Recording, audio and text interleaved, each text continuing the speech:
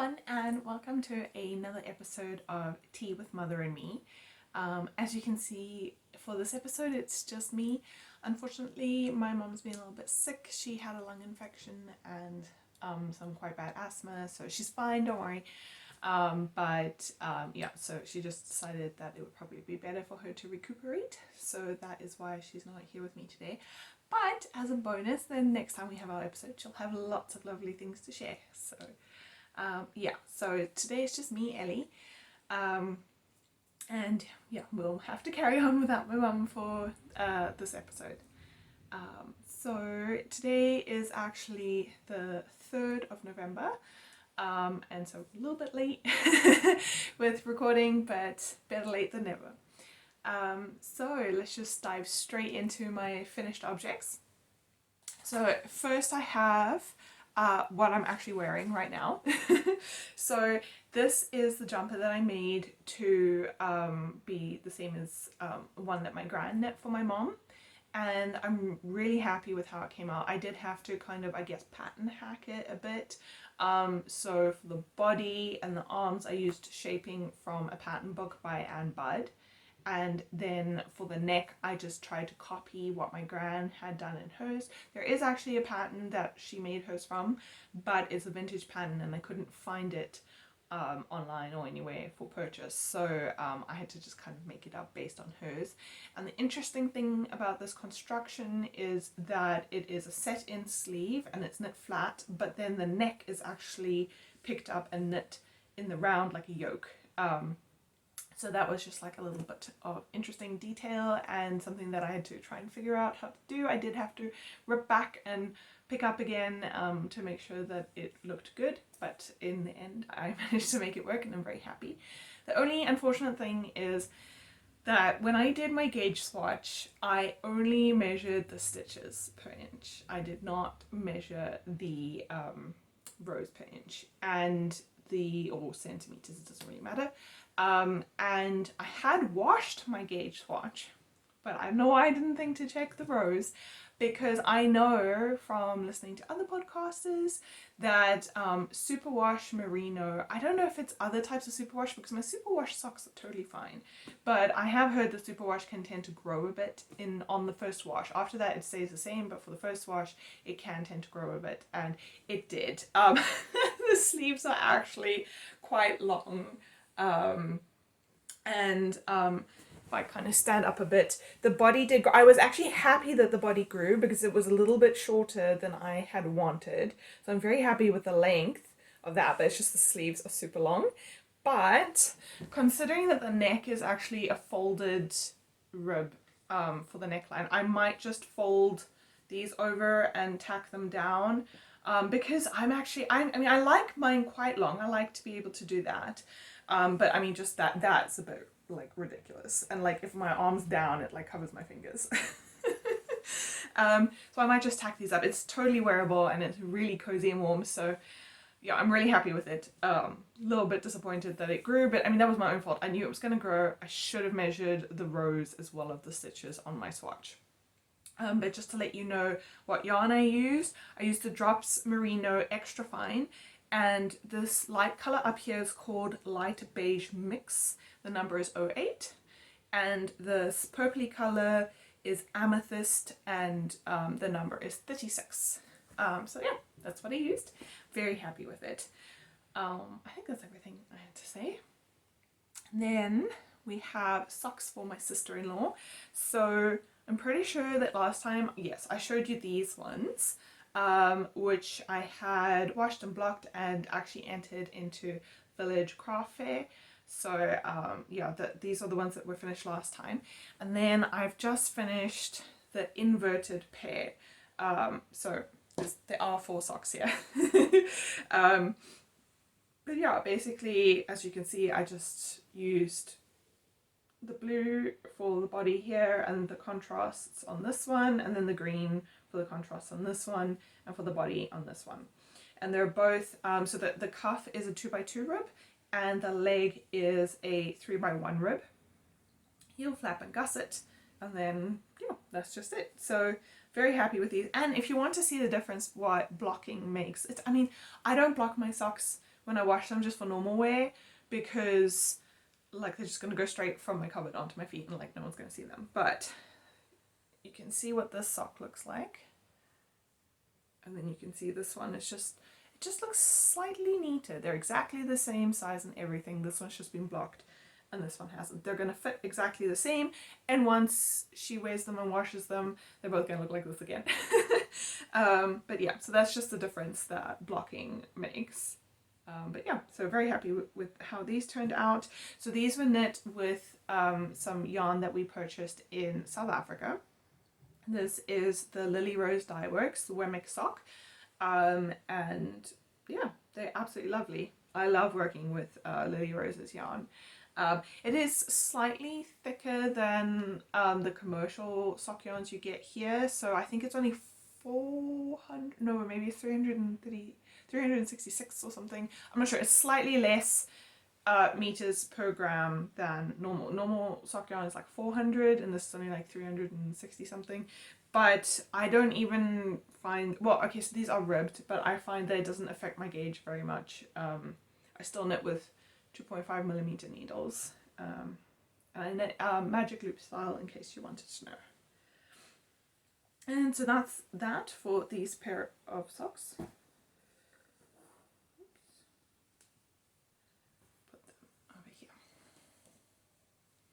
The next thing I have is a pair of socks for my mom, and I know she'll be really happy now that I've finally shown you guys and she can have them and wear them. So these are just on her sock blockers. I probably need to make another pair. So I've got sock blockers for my husband and sock blockers for myself, which I use to display socks. And so his is like slightly longer, maybe like a size UK 8, and mine is like a size UK 7, 6 or 7. So mine is interesting. Mine are actually as wide as a 7, but as long as a 6, because I just have wider feet. And I use them, I can display a lot of my friends have like roughly size 7 feet, and so those work well, but my mom and my sister both have smaller feet, so my mom's I think are like a 5 or 6, and so I had to make her own sock blockers, and I gifted them to her, and now whenever I want to display socks that are smaller, I have to ask, can I borrow your sock blockers again? So I should probably just make myself another smaller size so that I can show you guys. But yes, this pair, I absolutely love them. They are another pair of scrappy socks. So we actually, my mom and I went to Border Scrap Store, as we always do, and someone had donated like a set of like leftover sock skeins. So I think there was 4 or 5 of them together. I think it was this color up here, this color over here, I think this one. I think it was those, actually the first 4 of these were in there, and there might have been another one. Oh no, that's the same. Might have been another one that I decided didn't really fit, and then I just stash dived my own leftover sock scraps for the rest of the greens and blues, and then I kind of chose ones that I thought would look nice, and then I showed my mom, and then she kind of narrowed it down even further to the ones that she really liked, and then yeah, I just made these 2 socks. And I really love doing scrap socks. Yes, I had a lot of ends to weave in because it's striping. And just in case you didn't know, so for these I do 10 rounds for any of the colours where there's lots of striping or like some sort of interesting pattern going on. And then for the stripes where like this one is just like a plain green, then I only do 5 rounds for that, so that, I don't know, we get more of the interesting colours in. So yeah. Those are for my mom, and she'll be really happy to be able to wear these now. And the final thing I have for my finished objects is a design project that I made for myself, and it is this. I called it the sorry, I gotta check my notes. It's the Cozy Cuddles body warmer. So it's just like I guess some people call it like a sleeveless jumper or a sleeveless sweater, or a body vest or whatever. I call them body warmers. So basically, yeah, it's just a sleeveless jumper. And I made up this pattern. Again, I used the Ann Budd pattern instructions for like the shaping for the body and like the armholes, but then I made up my own instructions for doing the neck and the sleeves. and then I added in an extra detail along the side. So it's got some eyelets and some garter stitch just to add like something interesting along the side. And this is also yarn that I purchased at the Border Scrap store. That's actually, I wasn't planning to knit. Oh yeah, people call it a sweater vest, I think. Maybe. I think that's American. I'm not sure. Anyway, I wasn't actually planning to knit one of these. I have one that my gran knit, I think for my mom, I'm not sure, that I really enjoy wearing. And then I went to the Border Scrap store and I saw a whole lot of this yarn. It was like a whole like bag full. And I was just immediately inspired. I was like, oh, I know exactly what I'm going to make out of that. So I purchased it. This is the King Cole and it's the Beaches range. It's a double knit and this color is 4280 and it's called Pebble Beach. So it's just got like some yellows and some pinks. It's got like, it's harder, I don't know if you can see it in the jumper, but there are actually two different, the one pink has more blue in it and the other pink has like more red in it, so it's like an orangey pink and like a bluey pink, and it's got yellows and greys. I wasn't 100% sure how I was gonna like the yellow when it knit up because I'm not like the hugest yellow fan, but there's actually compared to the two pinks and the grey, there's not that much yellow, so I was actually quite happy with how it worked up. The other thing is that I would have preferred to knit this in the round because then I would just need to knit and not purl other than when doing the side detailings. But because this yarn is striping, I knew I would have to knit the top flat to do the arms, unless I steeked it, but I wasn't going to do that. So I'd have to knit the top flat, which meant that I would have stripes that were like thinner at the bottom, and then when I split for the arms they would suddenly become thicker bands of stripes, and I was just scared that it was going to look really weird. The stripes did already kind of thicken when you get up to the top here, because like this section here is a shorter back and forth, but I don't think it's like that noticeable. But I thought that if you moved from going in the round to going in the flat, it would be very, very noticeable. So yeah, so that is why I did not do that. But I'm really happy with how it turned out, even though I at one point was thinking of ripping it out and just doing it in the round because it's so much quicker. But I'm glad I didn't, and I'm glad I went ahead with this. So I might release this. It won't happen this year. I've got other patterns that should be released this year that are just... I feel like there's a lot of knitwear designers who can relate to this. I get really excited about a project and I enjoy swatching, I enjoy casting it on, I enjoy problem solving even if I have to rip stuff back to fix it, and then once I have the finished item I lose all enthusiasm for publishing the pattern. Like, even though I've already taken all the notes, all I have to do is like go through the notes, make sure that like flesh them out, make sure they actually make sense, add in some pictures and stuff. But I'm just like, I've got the finished object, I don't feel like working on this pattern anymore. But yeah, so I'm really happy with this and I've already been enjoying wearing it. And that is it for my finished objects. I only have one work in progress at the moment, which is still that mesh scarf for my husband, which I worked on it a little bit last weekend. We went to a friend's birthday party and I brought it with me as my project that I was going to work on while I was at the table, because it's quite easy to do. I find it easy to do it without thinking very much. But yeah, other than that, I haven't worked on it very much.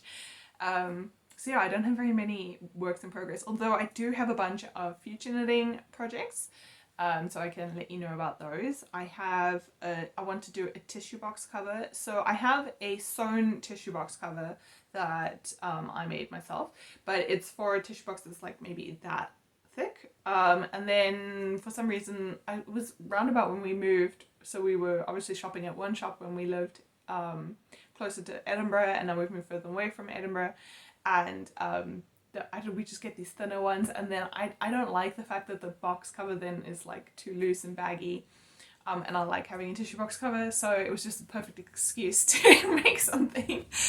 So yeah, I'm going to be designing that. I think I'm going to have like a sort of base kind of cover that I'll probably do as like a free pattern on my blog, and then I want to adorn it with like flowers and stuff, crocheted flowers, and then I'll do that as like a paid for pattern as like a bonus that you can purchase in my shop. I then have I'm looking at my notes, and one of the things I've written is scarf, and I'm like, what is that? What scarf? Oh, I know it was. I want to do. I've got a design for like a crochet scarf that I want to do, but that's not going to happen soon. You'll see why in a minute, but I like my focus has been elsewhere. So the thing I'm really going to focus on, which I'm probably actually going to start, probably even today, is my gift knitting for Christmas. So I've only committed to like 3 things for Christmas, so I don't have to worry. I have plenty of time to do them. I'm going to do a pair of socks for my dad, and that is only going to take me like less than a week. And then I have 2 things for my sister-in-law, and those are also going to be really quick. So I will work them up soon. I'll probably cast on one of them today. But yeah, like I said, I haven't over committed myself this year for Christmas, so I'm not too worried about that. Then moving on to other, I will start with some embroidery. So since the last time we spoke, I did get a bit of a embroidery bee in my bonnet. And so I worked on this one. So the 2 that I'm going to show you are both kits from, so this one I actually framed. These are both kits from Hobbycraft. If you live in the UK, then you might know that on the day after Christmas. So in South Africa, the day after Christmas, like nothing's open. Like people don't shop. So I'm not used to this, but when I first moved here, I was like very surprised that like the 26th, like everyone goes shopping. And I'm not like a big shopping person. I really don't like malls or shopping centers. I just find the bright lights, lots of people, it's just like terrible. But the one place that I did when I was closer to a Hobbycraft, I used to like to go to the Hobbycrafts because they have like, you could buy like a kit like this for like 50p, which I absolutely love. So this kit will come with your Ada fabric already pre-cut and everything that you need, all of the threads that you need. It comes with a little design that you can, the chart that you can follow to make up the design, and it comes with the needle. It does not come with a frame. I purchased this frame from IKEA. You can also get frames from Hobbycraft. They also sell frames, but I like this like fancy little detailing and everything. So I have like a bit of a thing of like whenever Hobbycraft has sales, going in and buying like a bunch of these embroidery patterns, the cross stitch patterns. So yeah, I absolutely love that. I don't really do it anymore because I think the closest Hobbycraft to me now where I live is probably like an hour away, and like I said, I'm not a big shopping person. I'm not going to travel an hour just for that. Like if I actually need to go, if I like, sometimes my parents will like go out in that direction and then I'll go with them and then I'll go have a look at Hobbycraft, but I'm not going to go on the day after Christmas an hour's drive just to go look at what might be on sale at Hobbycraft. I'm not that committed. But anyway, so yeah, I've got lots of these kits, absolutely love them. I don't work on them all the year round, but every now and again I'll just, the bug will bite and I will decide I need to do some, so I landed up doing 2 because I was enjoying them so much. I did them over about 3 or 4 days. It was kind of over a weekend period, and yes, I did make some adjustments. This heart was black and this the outlines were all black, and I changed it. So the B I left black, but I left the I changed the outlining to be in like a dark brown, and I changed the heart to be pink, just because that's what I wanted to do. Ooh, sun shining in through the window. Hopefully there isn't too much glare. I might have to close the blind. And then with this one, I changed up the colors. There was a lot of orange, and the green that was here was like a neon green, and so I changed it to softer colors just because I like that. I'm gonna go fix the window blind.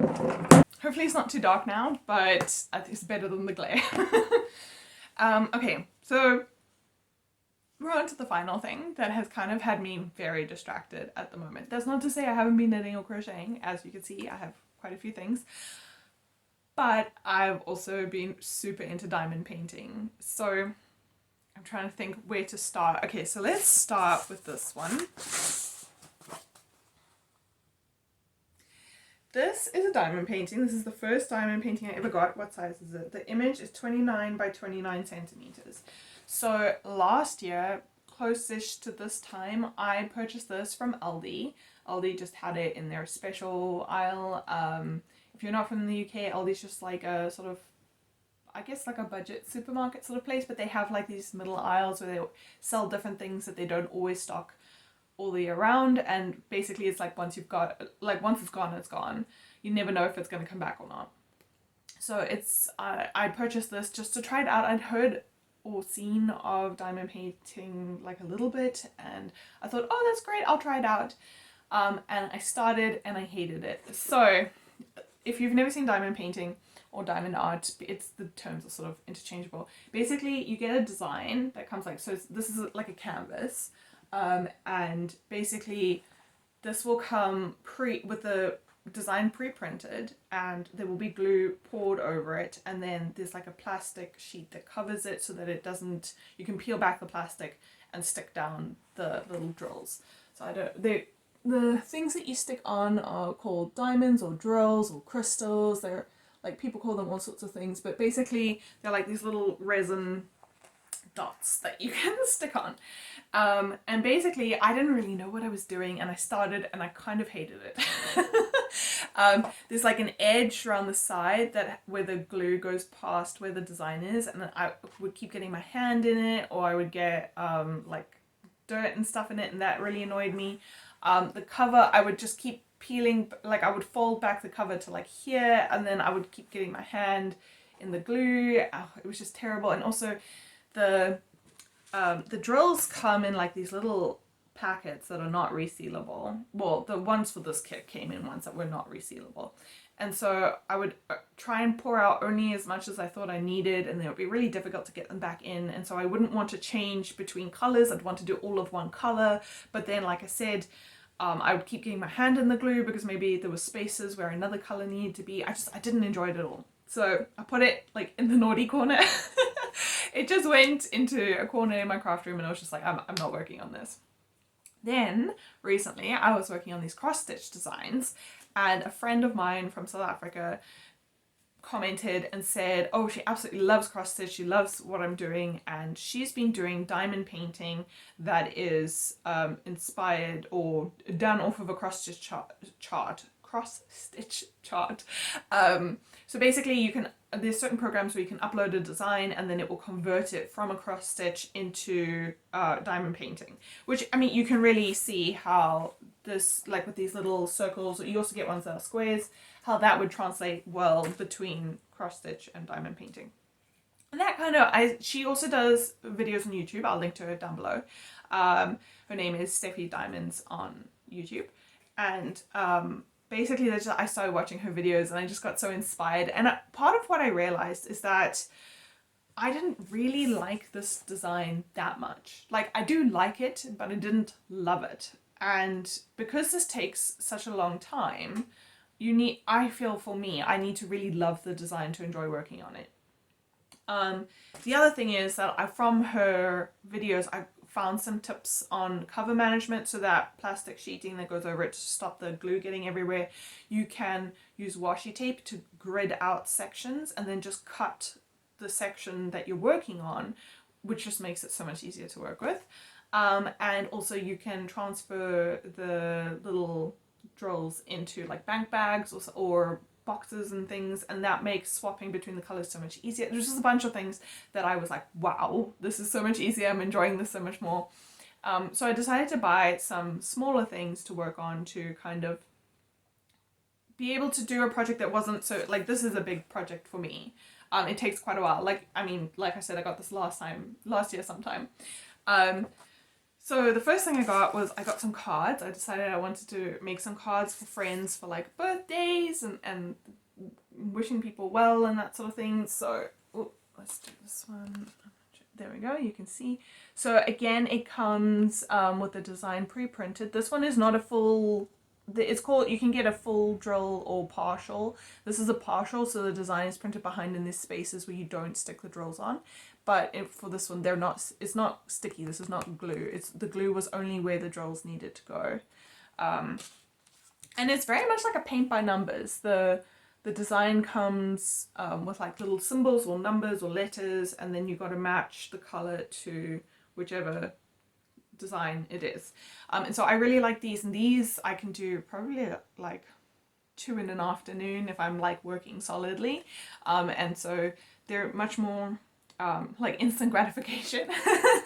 And they're also great because you then have a finished thing that you can gift to someone, which is really nice. Whereas if I do a bunch of these canvases, you can hang them up or you can put them in an art portfolio, but I don't really know what else you can do with them. So that was nice. And then I also ordered some super duper cat coasters. I got these from Amazon. So these come with the glue already poured over, and then you have the diamonds, and they had like little numbers and stuff, and then yeah, you just add them. So for this one I did actually put varnish, like house varnish on this, or wood varnish. This one I have not yet varnished. I'm toying with the idea of trying my varnish that I usually put on my art coasters, because that's heat proof, although it doesn't go as far, whereas this goes really far. I have heard that there's concerns that it can yellow over time, but I mean, if you're going to actually use it as a coaster and put like coffee cups and stuff on it, yeah, I'm not sure. But I would, if you get these, I would recommend trying to seal them in some way, not only because you don't really want the diamonds to get destroyed, but also because this entire surface was covered with glue, or is covered with glue, which means that there's actually a little edge along here that doesn't have drills on it, and that's sticky. So I was carrying one down to show my mom, and I had my gown on, and I put it in my gown, and when I pulled it out, it was like all covered with fluff around the edges.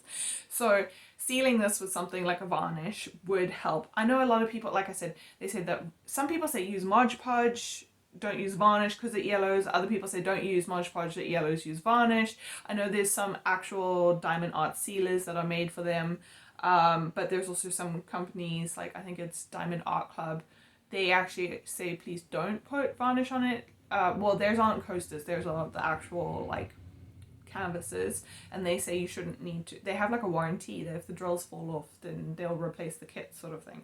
Although then you've still got to do it again, which I mean, it's not replacing the time that you spent doing it. But anyway, I'm rambling. So I finished these coasters, and then I did actually order some more supplies and things, and designs on. I actually decided to try out AliExpress.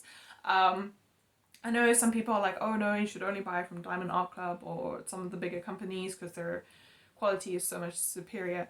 But I don't know how committed I am to this craft at the moment. I'm super excited about it, but I don't know if it's going to be something that I'm eventually just going to put to the side and then just focus entirely on knitting and crochet again. So I didn't want to invest too much, and like Diamond Art Club, like it obviously depends on the size of your canvas, but like I feel like unless it's on sale, it's a minimum of like 50 quid.